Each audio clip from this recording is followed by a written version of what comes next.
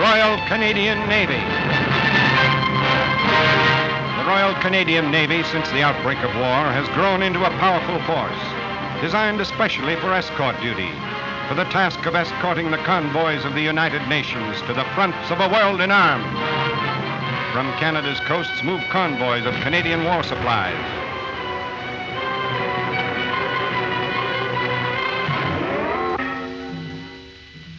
Pitted against them, the wolf packs of Hitler's U-boats.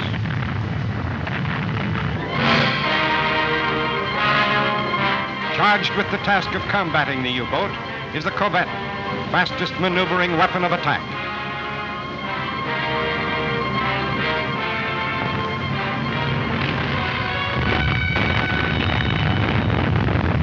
North to the Arctic, Murmansk, and the White Sea. The bridge of Allied shipping spans frozen latitudes to our Russian ally. Seamen wonder sometimes, driving north in the cold watches between enemy attack. Do people back home know what it means? Storm and fog. Even the elements are enemies, with death like an armed man standing guard. Was there ever a house in a quiet street where I once lived? Do children still play in the sun? Here only is the enemy, the horizon, and the sea. The work of Canada's Navy never ends. Convoys do not retreat when the enemy attacks or withdraw to new positions. The convoys sail on, having no choice and wishing no other. History is in the making through Canada's growing sea power.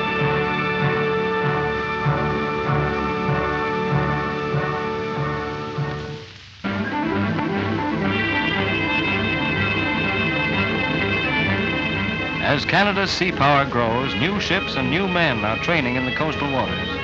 The men who will sail the ships built and building in Canadian shipyards.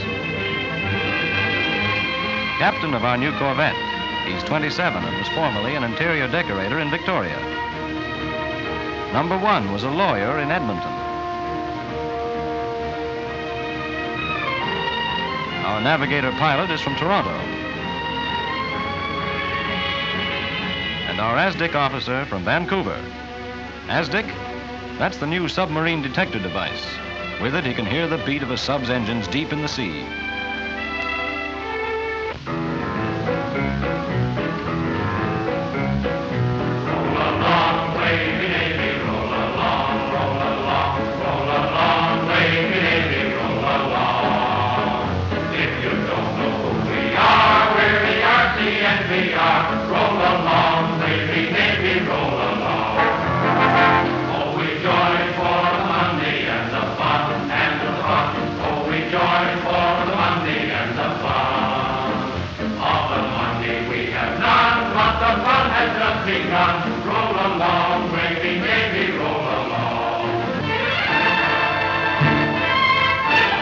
At ports on east and west coasts, fleets of U-boat hunters are gathering. Ships light, fast, maneuverable.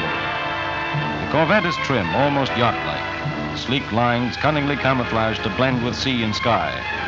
And packing a punch potent beyond proportion to size, the Corvette is a highly mobile weapon of destruction. With her speed and sturdy construction swinging into attack, a pattern of depth charges rolled off the deck will crush the hull of an enemy sub like an eggshell between sudden, terrifying blasts. Each new ship is another weapon in the battle of the seven seas. Already the Canadian Navy escorts nearly half of all Atlantic convoys of the United Nations. 12,000 ships handled 65 million tons of wartime shipping, battened it down, and carried it safely through the danger zone. Only by sea routes can we feed and supply our fighting men. There are no safe subterranean tunnels to the front lines. The planes to bomb Berlin, tanks to crush Hitler in Russia, must be ferried from arsenals an ocean's width away. And the men who drive those tanks, who follow in the transports and trucks of mechanized war, nurses, doctors, technicians, men to fly those planes, must be convoyed with all the speed safety will allow.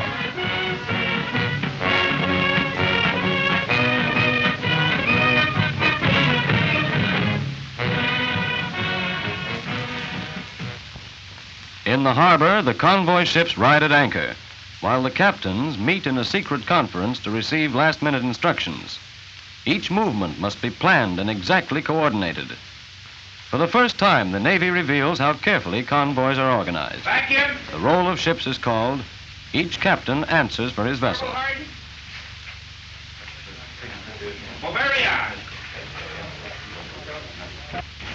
Gentlemen, has every master his sailing orders, please? Look out as much as you can afford, at all angles as laid down there. And if you see anything that doesn't belong in the convoy, please report it to the Commodore and escort immediately. And now, gentlemen, I introduce you to your Commodore, Admiral Sir Francis Austin, of steamship Silesia. Good morning, gentlemen. I'm very glad to meet nearly all the captains sailing the convoy with me. I hope that you will realize that the signals I make are not made for my own pleasure or for fun, or just because I have nothing better to do. Every signal I make, either to an individual ship or generally to the convoy, is an effort to ensure the safety of the convoy.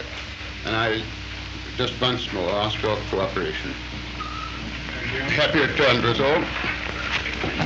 Now, gentlemen, I introduce you to the senior officer of escort, Lieutenant Horncastle, HMS Witherington. Morning, gentlemen. I've got very little to add to what the Commodore and the NCSO said. If you see any of the escorts hoist a black pennant or a red flag and a black cone, that means they're about to attack or they've got a contact. See if you can keep out of their way, and you'll know that probably a depth charge is coming fairly soon. A black pennant or a red flag and a black cone. We ask you to keep up in station in a compact body, and I'm sure that they'll give you the proper protection. And we wish you bon voyage and happy landings.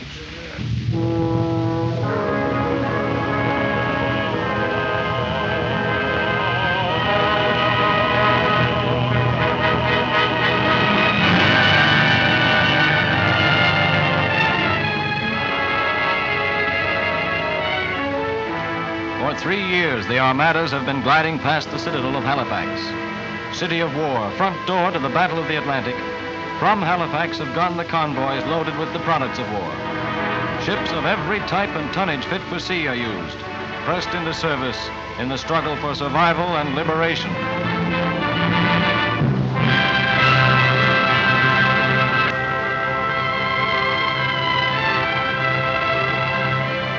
These are combined convoys. The escort vessels may be United States cruisers, Dutch, Norwegian, British. The ships are of all registry. Liberty ships now building in U.S. yards at the rate of more than one a day. Even a whaler. Through its stern, whales were once hauled. And sailing in separate troop convoys are the faster ships, the giant liners.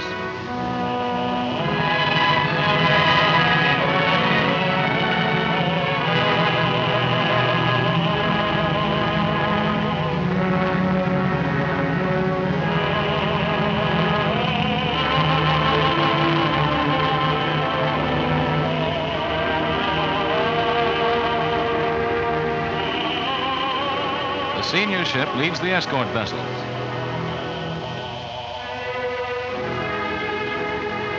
Hovering above the laden freighters are the Catalina flying boats.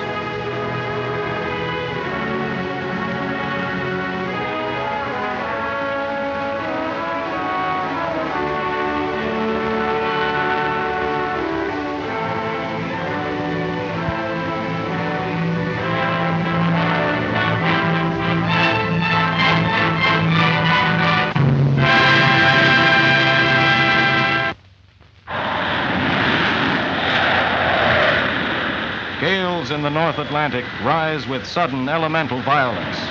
Speed is reduced. We move only as fast as the slowest ship. The convoy plunges on. Campaigns do not wait on weather.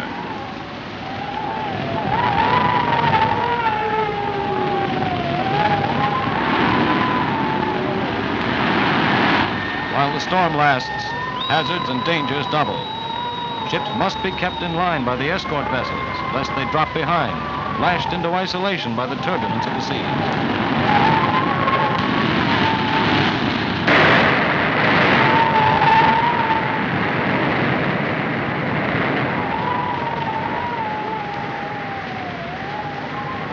Then, after a long night and a day, the force of the gale drops. The convoy moves on, ships in order, and lines unbroken. Life at sea means learning to live together. In the rough democracy of the forecastle, feuds are forgotten before the face of common danger and a common foe. Machine gunner Joe nurses his ambition, getting the U-13. Foremost in our minds is the threat of submarines.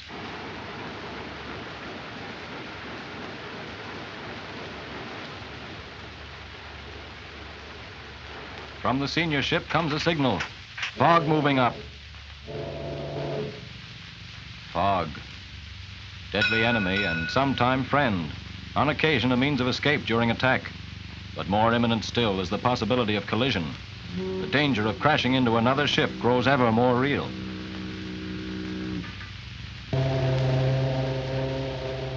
On the Commodore ship, Sir Francis Austin, who said at the captain's meeting that he does not make signals for fun, sets his officers to the job of keeping the ships closed up.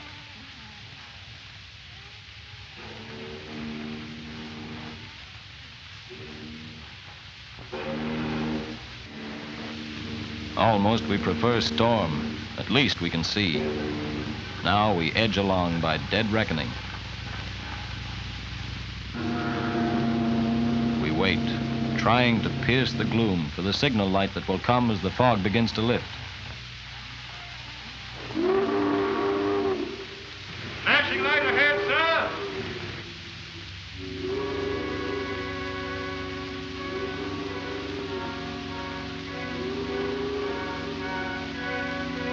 And then, suddenly the signal. Light dead ahead. Speed increases. The engines rev up. Contact established. The fog is lifting and the message passes down the long lines of ships. Fog clearing.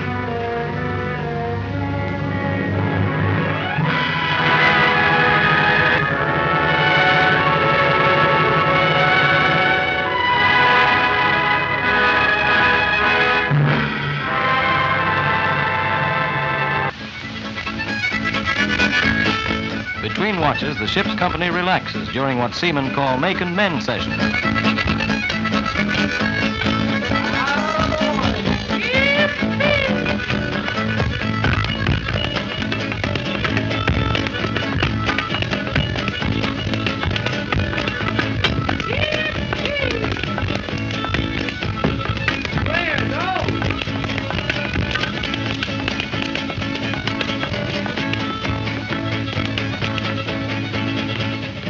But above the deck, the lookout stands his constant vigil, on guard for that telltale wake, the glint in the sea that will send us to battle stations in 25 seconds.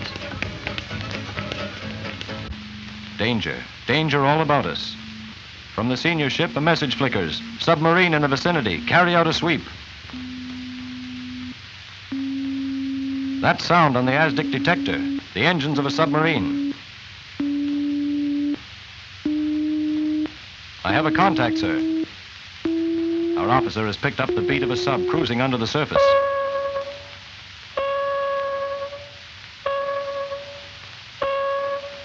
If we locate the sub's position, our Corvette will swing directly for it, hurling depth charges as we go. Even try to ram the raider if possible. Hang on to it, follow it. Don't lose it. We're coming about. Closer now. Definitely a sub, sir. Quite close to us.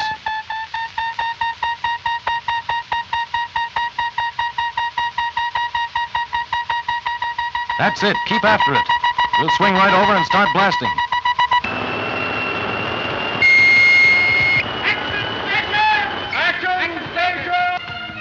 I stood to my gun. I couldn't see the sub yet.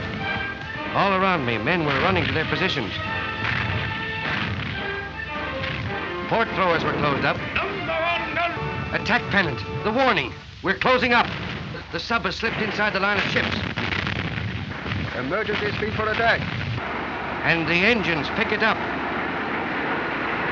Number 1 gun on target. The sub's got one of our ships. Stand by depth charges. Roll charges in order. There goes the underwater blast. Now the surface explosion. We drop them above and below the sub. Fire 3! From side as well as stern, we're slinging the charges until our pattern covers that sub.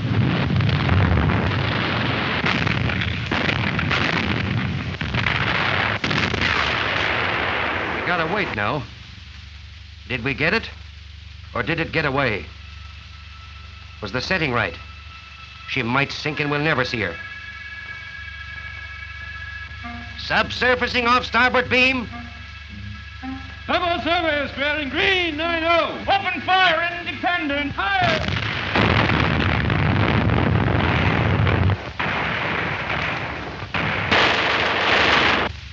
That's funny. What's wrong? They don't return our fire.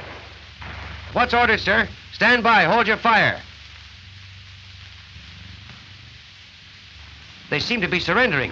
Keep them covered. Fire across the bow. That one's right across her nose. They're quitting. They're quitting. They're giving up. I don't know. They could be faking. But if one of those babies makes a false move, we're ready. Number 1 takes over the boarding party. Start the falls. Slip. Go to A, sir. His instructions, take as many prisoners as possible. Shoot if you have to. Get their code books. And above all, prevent scuttling. We want that sub intact. Eddie, this may be a trick. Watch yourself. She may try to crash dive. All right, get them aft. Push them back toward the stern. Give it to them if they resist. Get up on that conning tower. Go on, up with you. Come on. No. She blew up. They've set a time bomb to prevent capture. She'll likely blow any minute. Number 1 is going down.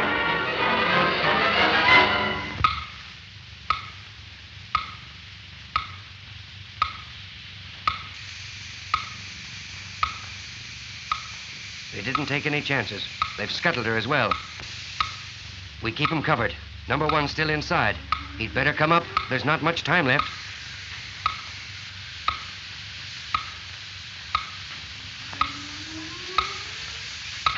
She's beginning to sink. You'd better come up, sir. She's settling fast. Swim for it. Get to the boats, quick. Every man, jump for it. 1 minute to get clear before she blows. She's down by the stern and sinking fast.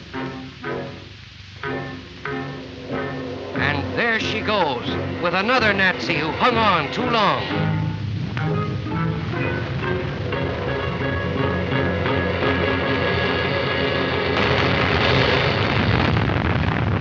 That's one you'll never see again, Adolf. We got the bugger.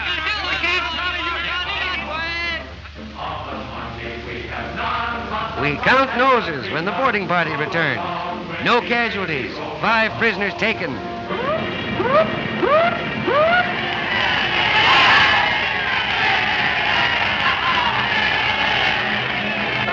Good news flashes out to all escort vessels. Successful attack. Submarine captured and sunk. One more enemy U-boat lies at the bottom of the sea. And from the senior ship comes the signal rewarding successful attack. Well met and well done.